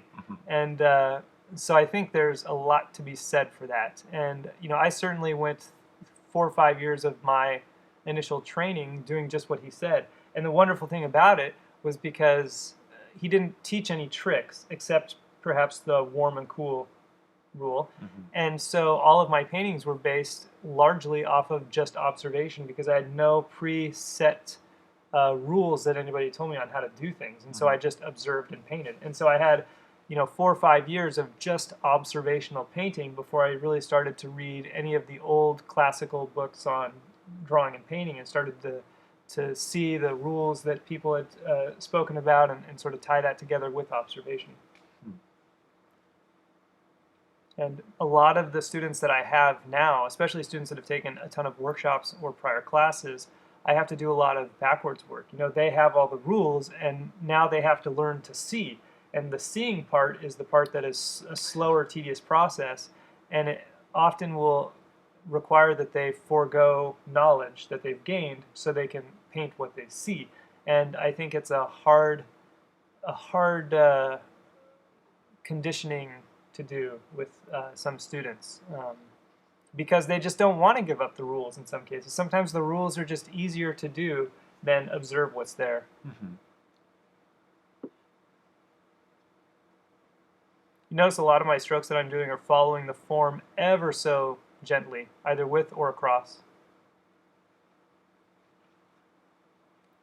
With the helix there.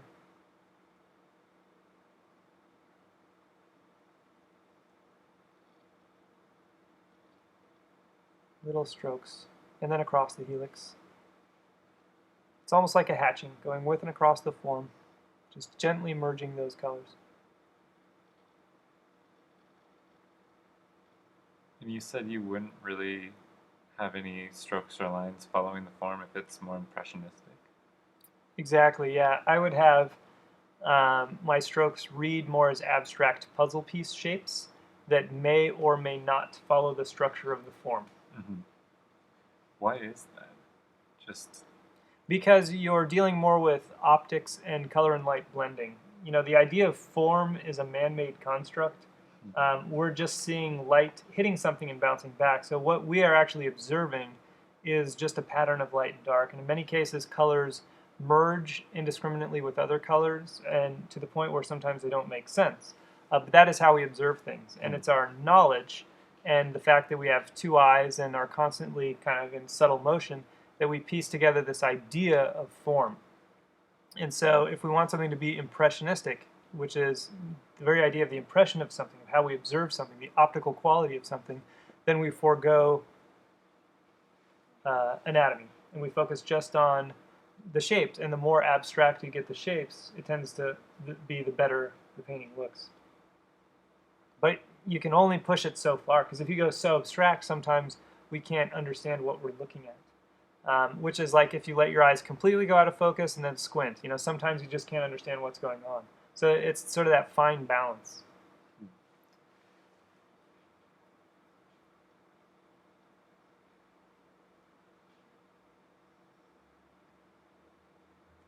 We're in pretty good shape here. With all the softening, I'll be able to come back in the last 20 minutes or so and be able to set in some final details.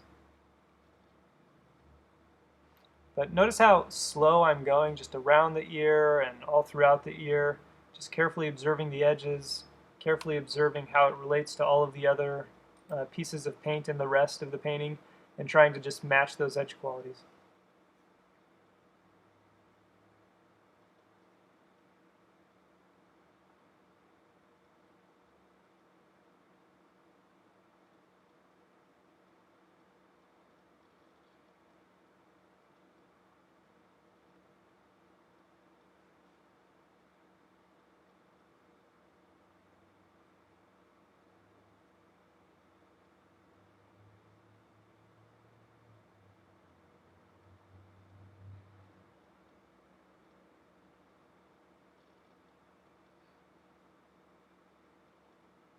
do you really need the model here for this portion? I think there's some areas in here, especially inside the shadow of the ear, that would be a little more difficult for me to do without the model. So I am doing it with the model here, certainly to get to this really, really fine level that I'm building this up to. I think it's more of a requirement. The nose, I think, was a little more simple and straightforward. This has a lot of forms in it, and each of these edge qualities reflect the shapes of the form. And to be honest, I'm not quite as familiar with the anatomy of an ear as I am with some of the other pieces of anatomy. So where I can rely on a little more of my knowledge base for an eye or a mouth, I can't do that as much for an ear and profile. It's something that's a little less common for me to paint, at least to this level of buildup. Yeah, and here's probably the thing you've painted the least, right? Yeah, usually. As far as, on a portrait. Right. Yeah, especially if I'm doing an alla prima portrait, it's just not painted out that much. I think one of the most refined ears I painted was on the portrait of my wife that we filmed with the necklace that ended up being 70 plus hours. And so we ended up excluding it from this video series. But that ear was pretty far developed.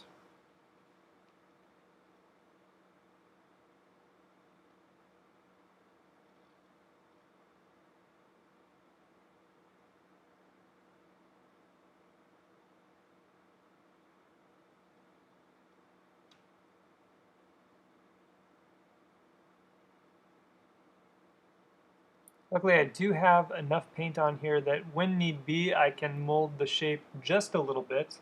If I weren't observing the model directly, I would not alter the shape while I soften the edge. But because I do have the model here and I have a little extra time, I can mold just a little bit while I soften it.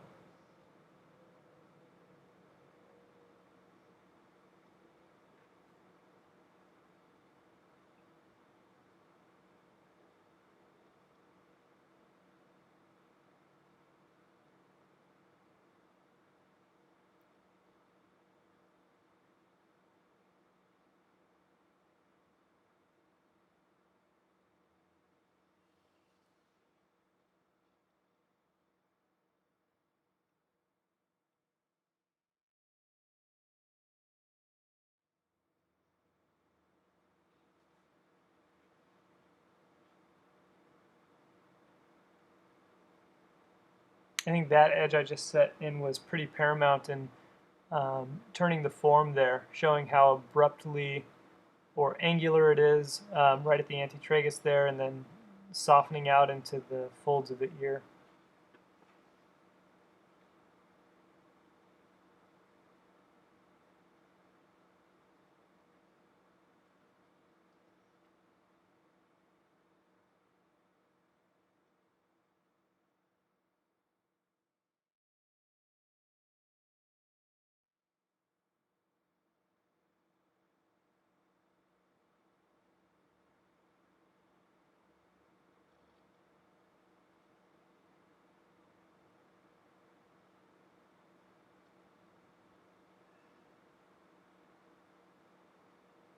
There, I pushed the shape a little too much.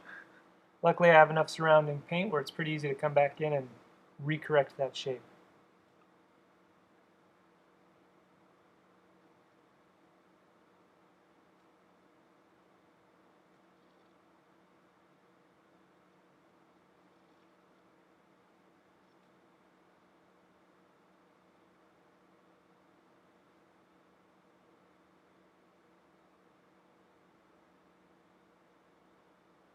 Now, if I wanted this to be really, really smooth, I would usually wait until the next day when the paint is set up, and then I could really blend stuff together without, or I could really soften out edges without blending the colors.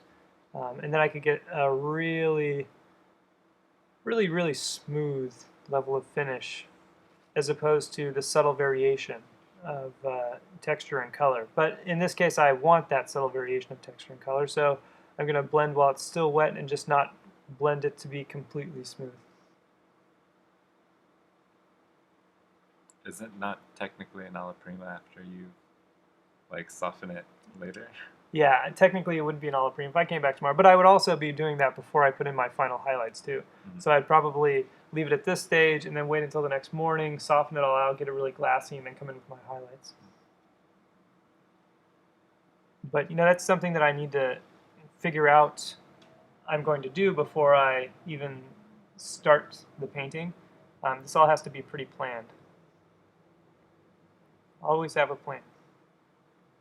And again, every painting I do is a little different. Every painting has a slightly different intent, and sometimes I respond right on the spot. You know, largely it's influenced by, in the case of an alla prima painting, the model that I have, the lighting that I have, what I kind of envision all the elements to be, and that sort of gives me a guideline on how to paint it.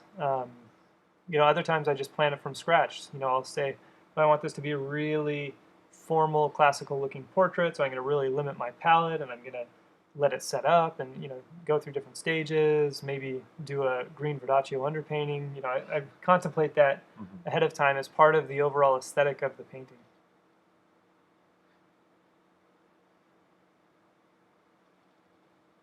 It looks like these highlights you're putting in are warmer.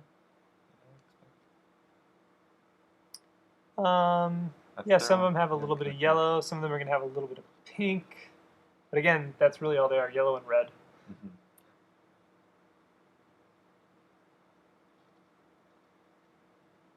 Again, I'm not really actually even thinking about color temperature.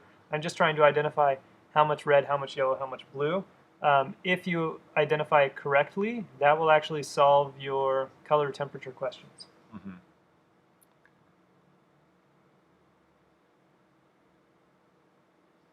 I think in the past that's really, thinking about that too much has really killed my chroma in the shadows, for example, thinking, oh, it needs to be warm, throw in a sienna, and then it alters the quality of the color.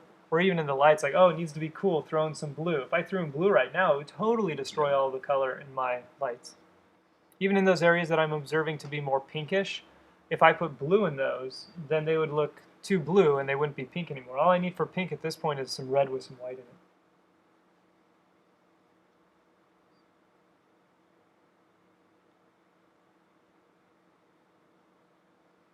I just have some little pointed brushes here, just a variety of different synthetic brushes that I'm using to lay in some of these little pieces of highlight and detail here.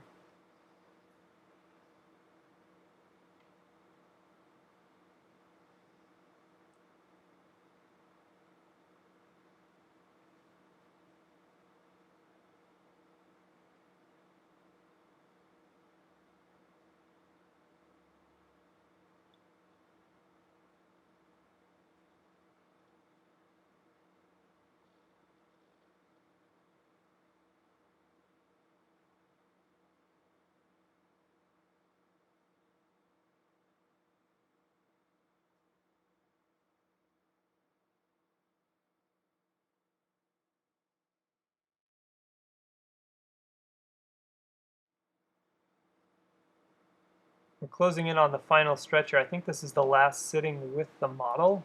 Um, and I see the camera shifted, and I think we may have also adjusted the exposure just a little bit so you can see the colors a little more true to what they actually are in terms of value. I think it was a little blown out before, and as I started to lay in the highlights, I noticed that the camera was a little overexposed. So I knocked that down just a little bit, so we should be able to see a little bit more color in the highlights as I lay them in.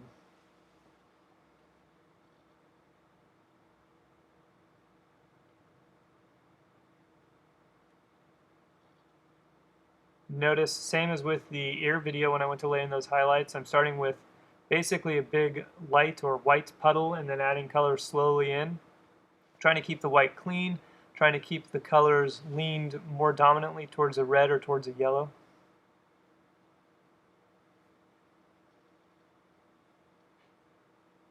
If I lay a highlight in and it looks too flat or chalky, I immediately know that I haven't loaded it with enough color, and I'm going to have to come down on the value just a little bit so that I can replace or fuse in a little bit more color into the area.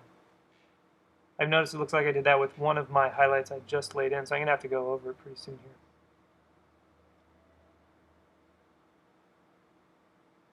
And you're kind of mixing in the red and the yellow highlights. Yeah, I'm kind of alternating in there.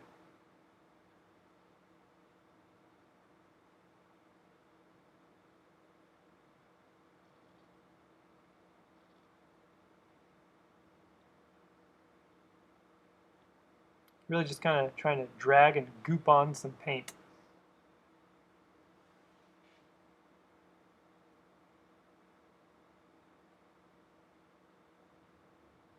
I need to remember to try and keep most of my edges around the highlights a little more on the hard side. Even if, as the case of this area that I was just painting in, it's close to the surrounding values. Being close in value is going to cause that highlight to naturally blend into the surrounding area. So I have to just make sure, extra sure, that I really keep the edges harder and don't soften them in too much.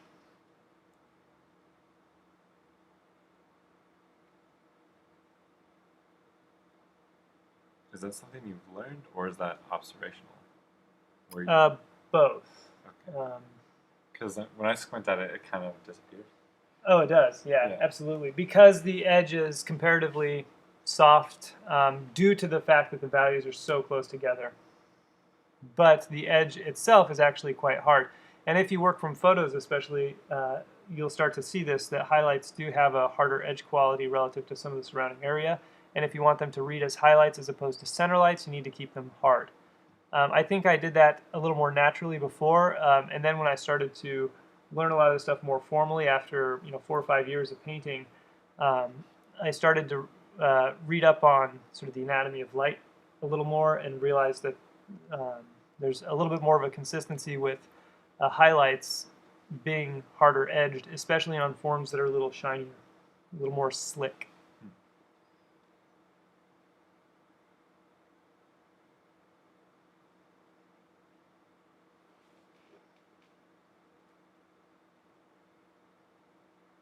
I know that I do want to continually squint down at my painting, just like I squint down at my reference, to ensure that the highlights that I am laying down are merging with the surrounding area enough, just like my references.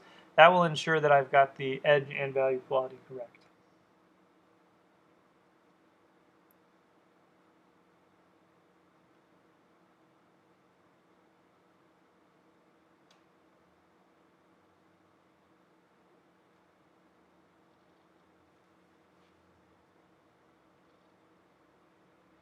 I consider this to be a pretty significant change that I'm doing right now to the helix there. Um, but it seemed necessary after I laid in that highlight. Things were just looking a little too light on the edges there. That is definitely, though, something I would have wanted to resolve before I started with the highlights.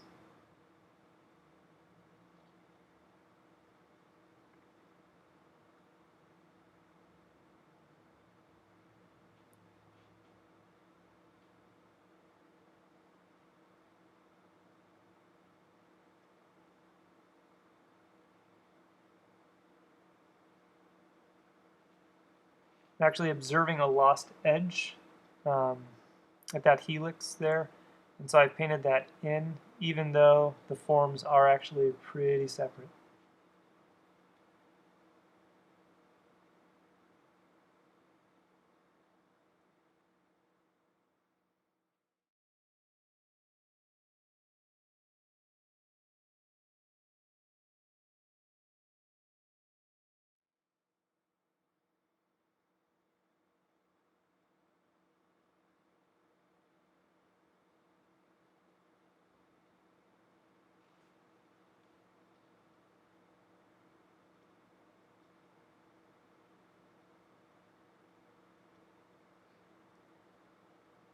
Started with some white paint because I think the color that I laid down was just too contaminated. Yeah, like he laid down like a purple almost. Yeah.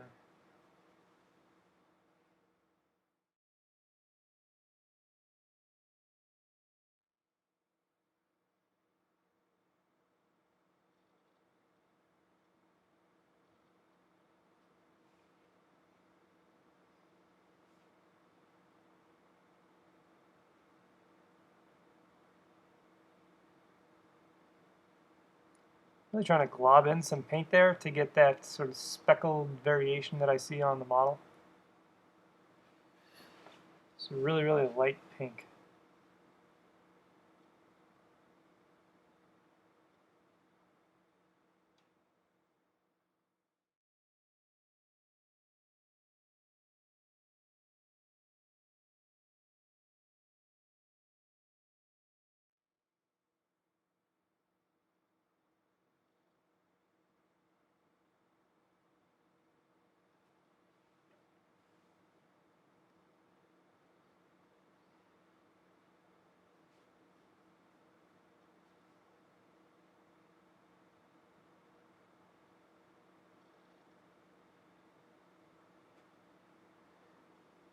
Those highlights made such a difference. It did indeed, but from a distance, it doesn't make that Yeah, much of a that's right. difference. I guess that's just an it just made it much cooler. I want to say like it's just neat. It's really neat. Yeah, it really starts to add some of the, or create some of the surface qualities Yeah. of the subject here. I think it made it look quite a bit more dimensional too. Yeah, for sure. It's really nice, and that's something I would have never thought of. That it's a mix of like a couple different. It's broken colors in the highlights. Right. Interesting. Another thing that you might not consider because you may have been taught otherwise is that there can be lots of highlights. You know, some people say, "Oh, just put one highlight in and leave it at that." But in this case, we have lots of little highlights here. A lot of times, I'll paint someone that'll have no highlights because of the light source, and in here I'm seeing lots of highlights. So again, I'm not following any set rule, just going off of observation.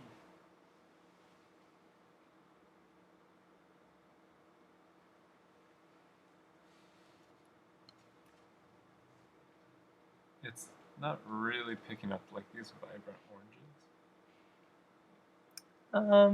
It Yeah. sort of is, but is that something that got like more chromatic with time or something? No, Can no, that it's happen? it's just the limitations of the camera being shooting the painting at different angles. And that's why they say almost no painting looks as good in a photo as it does in person. Uh-huh. There's a certain lack of information that gets translated.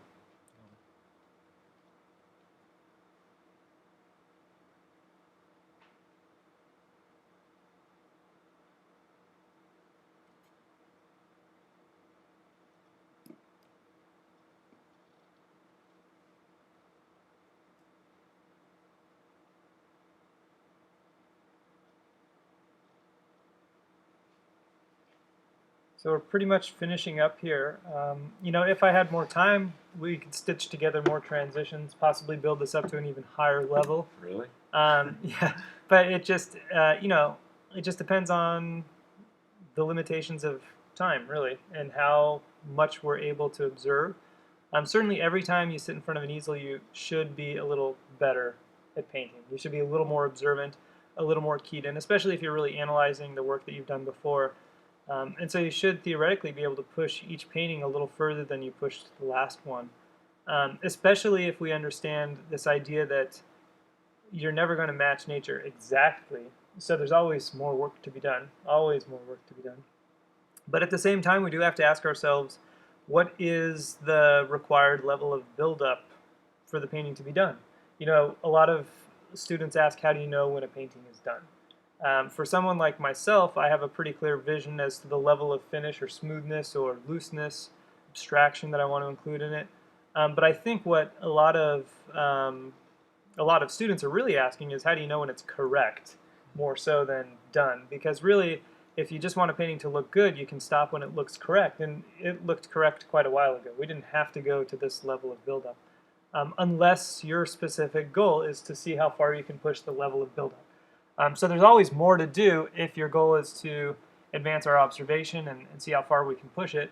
But that's not always the goal. Sometimes the goal is just to get something that looks right. And for that, I would say step back from your canvas, squint back and forth at your subject and your painting, make sure they look the same from 10 feet away, address your edge hierarchy, adjust your value hierarchy, and make sure your colors and chromas are locking in overall correctly, and then you should be in pretty good shape. Keep in mind that with each of these features comes a varying level of accuracy required. Our eye and then I think after that our mouths have the highest level of demand for precision. The nose comes after that, and then the ear falls behind in level of precision required. And so don't necessarily waste a lot of time or efforts trying to develop a piece of anatomy that requires less development in the overall accuracy of a portrait. But really have a clear goal in mind. Are you trying to just get something straightforward and accurate? Are you trying to get something as highly rendered as possible? Whatever it is, make sure you know before you start. And try to do lots of these studies. Lots of really studied ears, lots of directly painted ears, and really push yourself in both your observation and also your ability to control the economy of brushstrokes.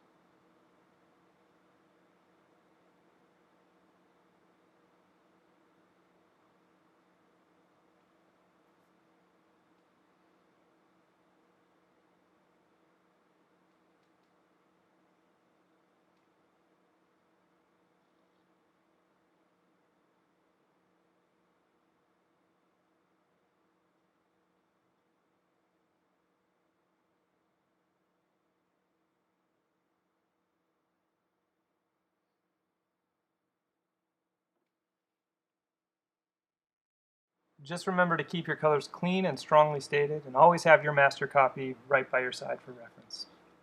And that's it.